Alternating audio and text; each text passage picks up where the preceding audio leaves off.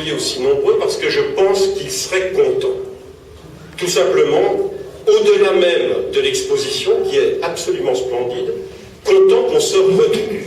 C'était d'abord un homme qui rassemblait le chanoine, qui avait cette capacité, dans tous les milieux, à connaître, à découvrir, à venir participer, à répondre favorablement, ce qui fait d'ailleurs que quelquefois il prenait sur ses temps d'écriture pour satisfaire tout simplement des personnes qui le sollicitaient et auxquelles il disait très rarement non, parce que le chanoine disait très rarement non, il était d'abord ouvert aux autres, et aussi, et ça moi je l'ai su assez tard, parce que c'était quelqu'un qui ne s'en ouvrait pas, ouvert pour aider les autres. Il a beaucoup aidé, et dans le quartier notamment, c'était quelqu'un sur lequel on pouvait toujours compter, on venait le voir, on venait le trouver, il intercédait, il aidait, c'était quelqu'un d'extrêmement partageur et qui était extrêmement tourné vers l'autre. C'était important pour nous que d'accompagner ceux qui ont souhaité porter cette exposition, que ceux qui font en sorte que la mémoire du chanoine, ses œuvres, ne se dilapident pas, mais au contraire, restent en quelque sorte exploitables pour la suite, pour l'histoire, pour tous ceux, et je le disais à Lucette, je regardais sur Internet Wikipédia, ça vaut ce que ça vaut, Wikipédia, mais une chance, c'est que sur le chanoine, l'article est remarquable. Vous pourrez vous y référer, c'est vraiment assez complet, je veux dire, et on voit bien qu'il est très important, justement, de conserver non seulement la mémoire, mais aussi ses textes, ses essais, ses écritures, ses notes, tout ce qui a fait notre chanoine. Permettez-moi de l'appeler notre chanoine, parce que pour les Autunois, c'était notre chanoine, et qui fait aussi que cet homme est pleinement rentré, non seulement dans l'histoire locale, mais au-delà. Quand on est l'homme qui a remis en place la tête du Christ sur le tympan de la cathédrale d'Autun, on est rentré dans l'histoire universelle de l'art roman pour des siècles et des siècles. Et donc il était important que, puisqu'il nous a quittés il y a 5 ans, j'allais quasiment dire jour pour jour, au mois de juillet, donc il y a 5 ans, en 2008, il était extrêmement important que nous soyons tous présents, que nous témoignions de cette mémoire vivante qui est celle du chanoine Griveau. Il est là. Il est là. En plus, l'idée d'avoir mis à l'entrée cette photo où il vous invite à rentrer dans la cathédrale, le nombre de fois où le chanoine nous invitait, depuis le parvis qui porte aujourd'hui son nom, à rentrer, j'allais dire, dans sa cathédrale, parce que c'est véritablement comme cela que l'on vivait les visites de la cathédrale avec le chanoine.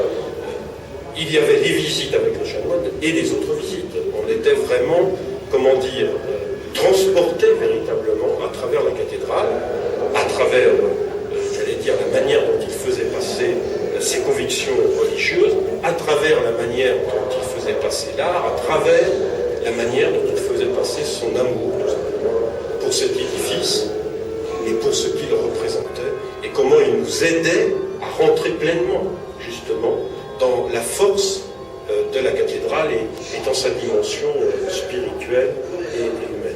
Je n'explique pas le plaisir de rentrer dans le boulot du chanoine, parce que déjà en soi, c'est un lieu extraordinaire d'ouverture sur la vie, sur le mouvement, c'est quelque chose d'extraordinaire le boulot du chanoine. Alors si en plus je vous disais que le rugby blanc, comme on pourrait dire ici, n'était pas ch'ti, et qu'il était même absolument délicieux, et qu'il avait plaisir justement à organiser cette convivialité autour de lui, eh bien c'était des très grands moments. C'est une très grande chance pour ceux qui ont pu croiser sur leur chemin, sur leur parcours de vie, le chanoine Griveau, j'allais dire le chanoine Grivert, parce que dans le pape des escargots, d'Henri Vincenot, c'est notre chanoine. Merci d'abord à mes nièces qui m'ont aidé, les nièces du chanoine, je dis ça pour toi, qui ont installé toute l'exposition. C'était vraiment un gros travail. Il y a aussi Eric qui, lui, s'est occupé d'électricité. Ça aussi, c'est un gros travail. L'éclairage. Ah oui, d'accord. Il faut pas ça prête.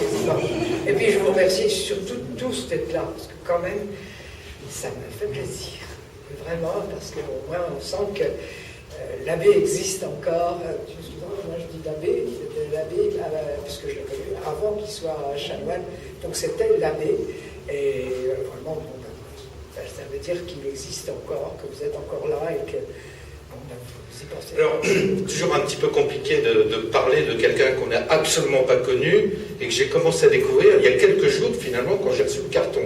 J'ai la sensation d'arriver 4 ans trop tard.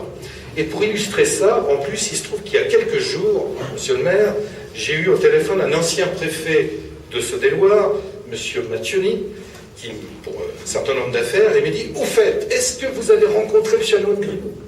Il n'était pas au courant que notre chanoine était parti, mais tout de suite, et pendant 10 minutes, il m'a lui également raconté tout un tas d'anecdotes, comme quoi il a vraiment marqué beaucoup de personnes dans ce département. Moi, je vais vous lire un texte de Denis, extrait du livre Le Monde d'Autun. On la rencontre partout, elle est de partout. Tous les autres personnages qui se promènent dans l'église sont arrivés tôt ou tard à se couvrir de gloire, à se faire auréoler, à prendre une tête de saint. Ève n'a jamais franchi ce stade. Elle reste seule, sans auréole, sans bagage, sans richesse, sans fierté, inquiète, tourmentée, faible et belle. Un diable au XIIe siècle. Il fallait être savant. N'était pas diable qui voulait. Aujourd'hui, on vous parle de bon petit diable. C'est très gentil. C'est sans risque. Parce que vous bougez un peu, on vous traite de diable. C'est sans conséquence. À cette époque-là, il fallait en savoir autant que Dieu pour être digne d'être diable. Il fallait connaître sa Bible sur le bout des doigts, et en plus connaître sa théologie, qui est bien plus difficile que la Bible. Connaître les conciles, les hérésies, il fallait avoir lu les pères de l'Église, en grec bien sûr. Il fallait être capable de suivre les raisonnements des mystiques, sans en perdre un mot, et connaître la règle de Saint Benoît par cœur. Si vous saviez tout cela, alors vous pouviez vous déguiser en diable et apparaître à un moine dans un coin de monastère. À ce moment-là, vous pouviez grimper sur un pilier de cathédrale et faire parler de vous. Vous pouviez vous armer d'une grande gueule et d'une queue de serpent ou d'un pique-feu et gratter les damnés. Je vais lire un extrait de Le Diable de Griveaux sur le serpent. J'ai le regret de vous dire que si le serpent est devenu diable, la femme aussi. Je vous assure que je n'y suis pour rien. Je vous dirais même que j'en suis absolument désolée. Je ne suis pas du tout de cet avis-là. Pour le moment, c'est l'opinion des autres que je vous expose, rien de plus. Pour bon nombre d'auteurs du XIIe siècle, d'un côté vous voyez Dieu et l'homme, et de l'autre, le diable et la femme. La femme n'était pas le diable, mais guère plus, j'en suis navrée. Et tout cela pour une affaire de serpent, et parce que nos auteurs connaissaient trop bien leur histoire ancienne. Cet innocent Donorius d'Autun a trouvé le moyen d'écrire. L'homme signifie les bonnes pensées de l'âme, la femme, les imaginations vicieuses. Saint Bernard interdisait de donner l'aumône à une femme qui se présentait à la porte du monastère. Le serpent n'y était pas pour rien, mais le fait est là, et le même Saint Bernard écrivit « Il est plus difficile de vivre avec une femme que de ressusciter un mort. » Voilà. Il est mon espoir, mon chant. Je n'ai rien à craindre. Je n'ai pas à laisser de traces. Je n'ai qu'à chanter la vie. D'autres l'ont chantée, d'autres la chanteront. La terre continuera de sourire et de fleurir. Les étoiles continueront de sourire. L'espérance renaîtra et l'amour restera.